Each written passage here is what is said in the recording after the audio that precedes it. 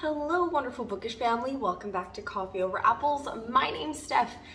Oh my goodness, I'm really excited to give you a video that's a little bit different from what I usually do because I just finished watching Yashahime and final act of Inuyasha and I have so many thoughts. So this is going to be a review and my thoughts on the very last season of Inuyasha and how it compares and contrasts in some way, or like how it related to Yashahime, which was kind of a disaster and I'm highly disappointed. But this is not going to be a comparison video like I usually do, because typically on this channel I do videos where I compare the manga to the anime, and I am not yet done reading the manga for Inuyasha. Plus I don't think that there is a manga for Yashahime, so if anybody knows if there is a manga, please let me know because I am dying to read it.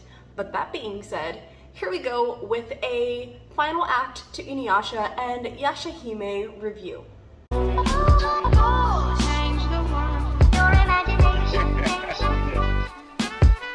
It could change the world.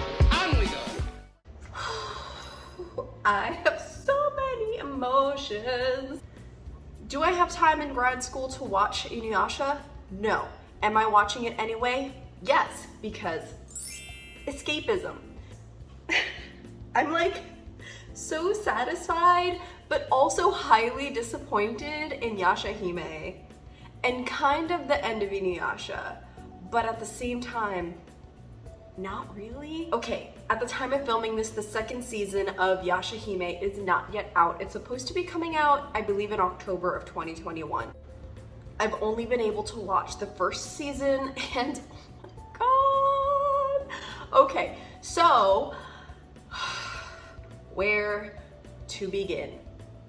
Let's start with fan service, okay? The fan service in Inuyasha was so subpar. And I think that's the main reason why I didn't really like Yashahime, and I expected it to make up for that because it's new. Inuyasha first came out over 21 years ago, and the final act came out way later when they had more budget, and it just like, whew. I mean, if we want to talk about how the final act compared to the original few seasons of Inuyasha before that, it is totally different. In 26 episodes, we get so much more context, and it just speeds up in comparison to the very slow burn of the first 8 seasons of Inuyasha. It is so slow. Like, I don't recommend Inuyasha for fans of newer anime who are not into classic anime because the slow burn is real. And does it pay off in the end? Kinda. I mean, so Yashahime is basically set 15 years in the future, but also kind of picks up right after final act. So Kagome, I think, was pregnant during the final few scenes of final act, because when we open up with Yashahime in the first few episodes of BTW, there's gonna be full spoilers in this video, so if you haven't watched all this and you don't want to be spoiled, this might not be the video for you.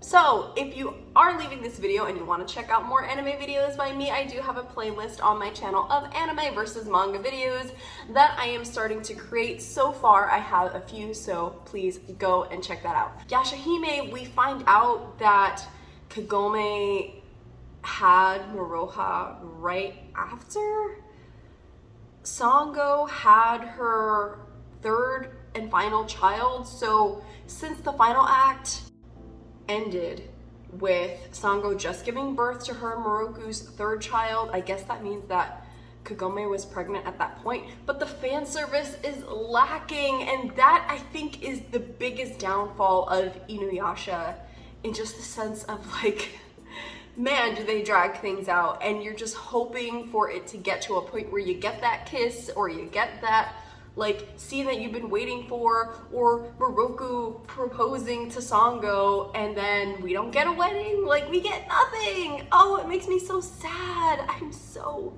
sad. And we get hints of things, right? With Kagome calling Sesshomaru big brother, and Sota saying, hey sis, my sis got married. But we don't see anything, and it drives me crazy because that's what I waited for. I was in it. I'm gonna be honest with you guys. I was not in it for the fight against Naraku. I didn't care about Naraku. I was just in it for the fan service. And I was highly disappointed. Oh, didn't get a Miroku Sango real kiss, like one where someone is not incapacitated, but we do see them have a family. So there's that fan service. And like, okay, I'm actually really enjoying the storyline of Yashahime after we find out that Rin is still alive and that Sesshomaru's actually been like saving his kids this whole time, even though we thought he was a complete jerk. They could have given us, just give us like one episode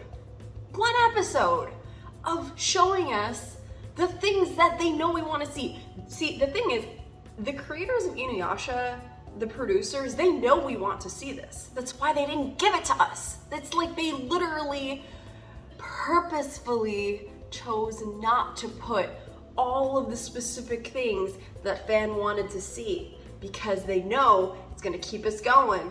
And oh my gosh, this is why I don't like watching super long animes, because there was no guarantee of satisfaction at the end, okay? This was like 200 episodes. If the purpose of Yashahime was for the original fans of Inuyasha, then give us that fan service. We've been waiting 20 years. Give it to us, but no. No.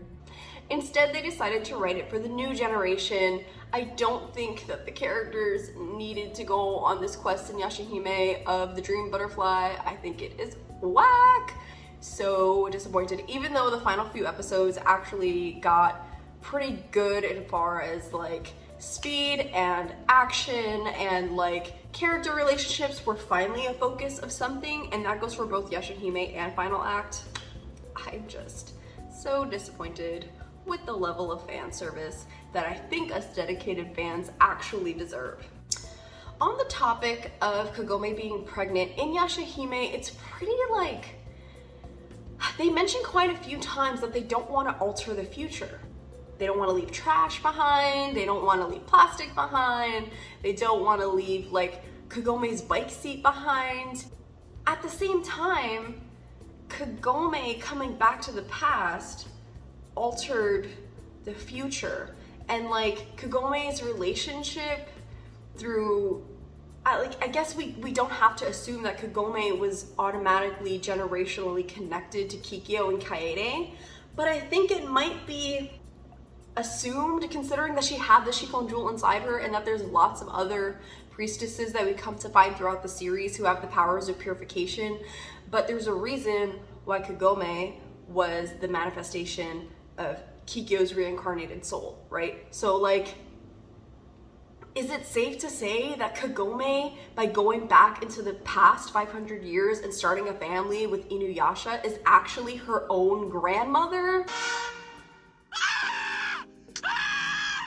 I feel like the fans of Inuyasha have already suspended belief enough to know that we just don't care about altering the future because logic doesn't apply here. But if you want to get logical, like, do it all the way. It's really frustrating. And if we're gonna talk about logic, we gotta talk about like the alternate dimensions in Inuyasha in regards to the meido zangetsuha, which is basically a path to multiple dimensions, because we learn at one point that the meido zangetsuha is supposed to be a path to hell that opens up something like a black hole, but then it also brings us inside the Shikon jewel, which is technically an alternate dimensions with spirits and battles, and just like, it also is a doorway for them to come back to the past from the future, and it has something to do with Kagome getting locked for 3 years into the future, but then it also saves them and brings them back to the feudal era. And it's like, no, it is not solely just a path to hell. It is alternate dimension. So if we're gonna go in that direction and have some sense of logic finally enter the show, you might as well kick it up a notch, and go all the way. Also, while we're on the topic of logic, there are some things that I feel like just could have amped up really significant moments in this anime. I was so disappointed. Okay, can we talk about the pearls around Inuyasha's neck?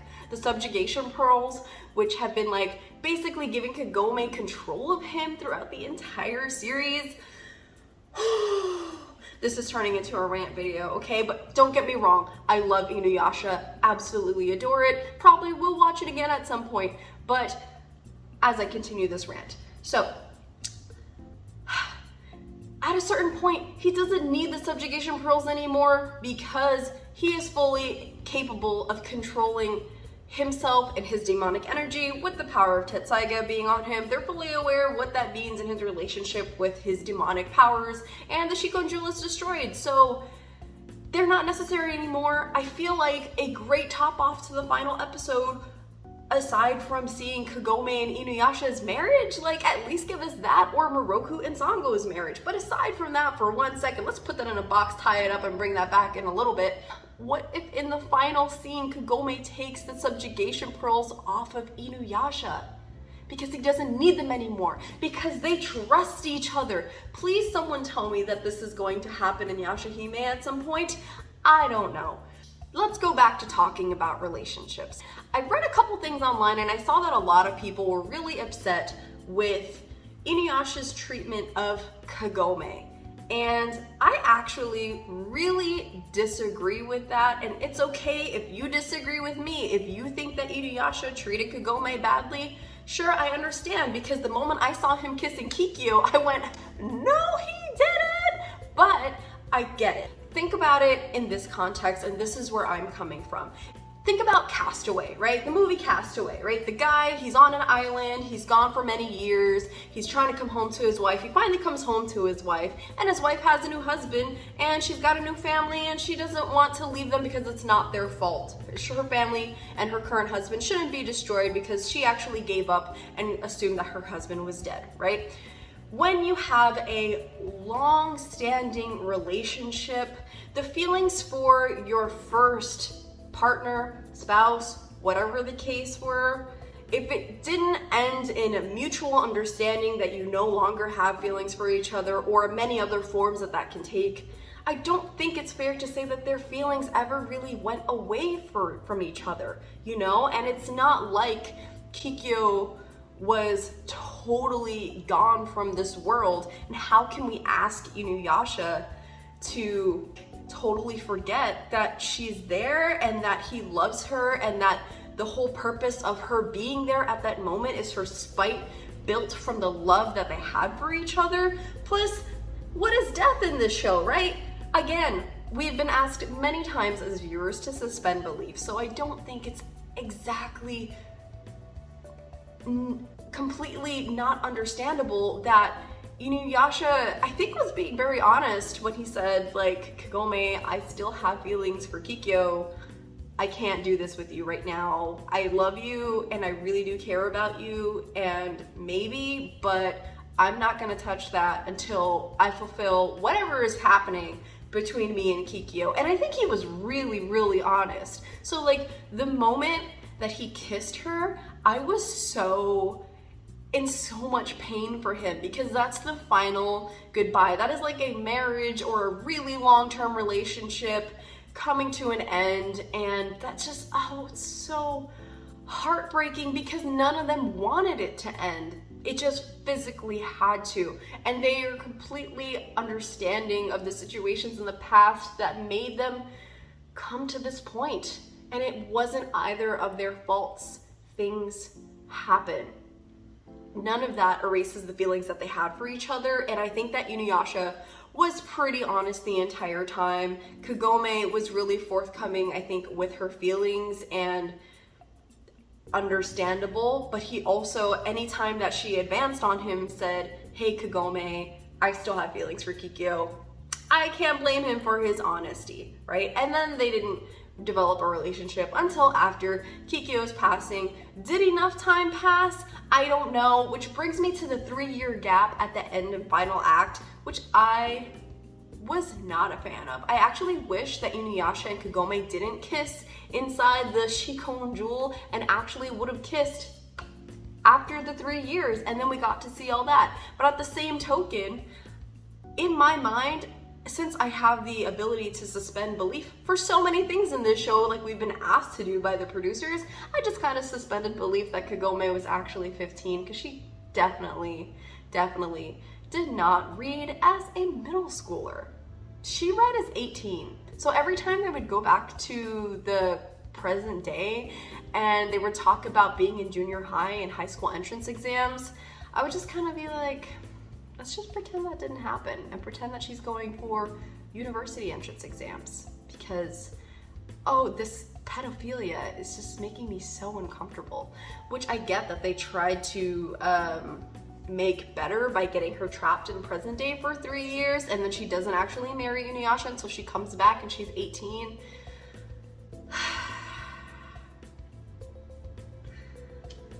Why? Other relationships, let's talk about Miroku and Sango. In Yashahime, I was a little upset at the beginning of Yashahime. Well, not the beginning of the season, but like the section when we first started getting more information about what happened to Miroku and Sango.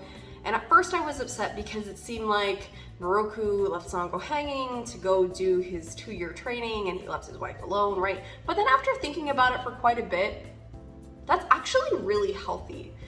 I think Miroku and Sango have this mutual understanding that they respect each other's necessities in life and how much they love each other and the sacrifices that they've made for each other. And it's actually really healthy for couples to give each other space to grow as individuals, and for them that they're okay with extended amounts of time, and there is nothing wrong with that.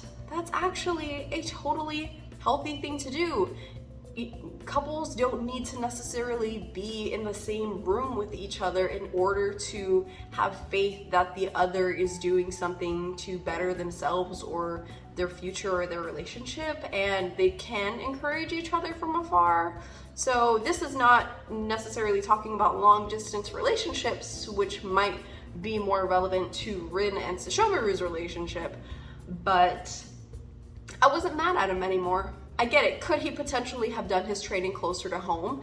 Yes, but I think there's an important nugget of truth to be said in Miroku's choosing to go away from Sango for quite a long time in order to make sure that he's really fulfilling his duties and making sure that he can be the protector that he can be. Plus, their kids are older now. You know, their kids are adults, getting careers, living their own lives. So if that's how they choose to spend their time, it doesn't mean that they love each other any less. Now, what I am upset about is Rin and Sesshomaru's long distance relationship. And just the lack of fan service in regards to Rin raising her own children and Sesshomaru being there. Now, that is not talking about Sesshomaru being there for Setsuna in his own ways, and oh my god, that was really sweet. I loved the bringing back Shiori and this whole storyline of all the kids of Inuyasha and Sesshomaru not being able to be raised by their parents, and we get none of that, is so freaking frustrating. It's so frustrating. We did not have to do this. We really didn't. This is what I'm talking about when I say that this was not made for the fans, the original fans, because if it was, the producers would know that this is what we have been waiting for, and the fact that they've denied it from us by giving us a more complex storyline doesn't make me satisfied. You could have done a very complex storyline by still giving us just some nuggets of satisfaction, but we didn't. But I digress. Rin and Sesshomaru's relationship, I understand that Sesshomaru wanted Rin to grow up with some humans, but I think they could have also had a relationship, maybe like similar to like the Persephone and Hades relationship, where she spends a couple months with her husband and then she spends a couple months with her family, because Rin kind of never belonged in either world. Rin never really had a place within the human world when she was a kid, and she kind of also didn't really have a place in the demon world living with Jokin and Aun and Sesshomaru, but I think she's a good catalyst for like being the bridge between the two worlds, and I'm hoping that something in season 2 of Yashahime gives us something along that narrative. But I would have been so much more satisfied if she was like sharing parenting responsibilities with Sesshomaru by being with him for chunks of time and then being with Kaede for chunks of time. Like, I don't know, but just give me something. Give me something. Koga's lack of presence in the final act made no sense to me. Like, he was pretty important part of the storyline for Inuyasha for most of this series, and I mean, I feel like he should have had a role in the death of Miroku, but whatever. That's just me. All right, that is the end of my rant about Inuyasha and Yashahime, and I have so many thoughts on both of these things, but I think I'm gonna save some of them for 2 other videos that I wanna make. One being the anime versus manga comparison video for the Inuyasha anime and manga, and then also I want to make an updated review for Yashahime solely when the 2nd season comes out, to see if my fan service dreams actually come to fruition. But this video is getting a little long, so if you like this kind of content, don't forget to give it a thumbs up and like and subscribe so you can get notified when I do more kinds of content. I talk about all kinds of bookish, anime, and art things, and soon to be grad school things, because escapism. All of the links to my socials are in the description below, along with the information for the host club, which is the manga book club that I run, and the Interstellar Book Club, which is the sci-fi book club that I run. Affiliate links are in my description, and I'll catch you next time. Bye!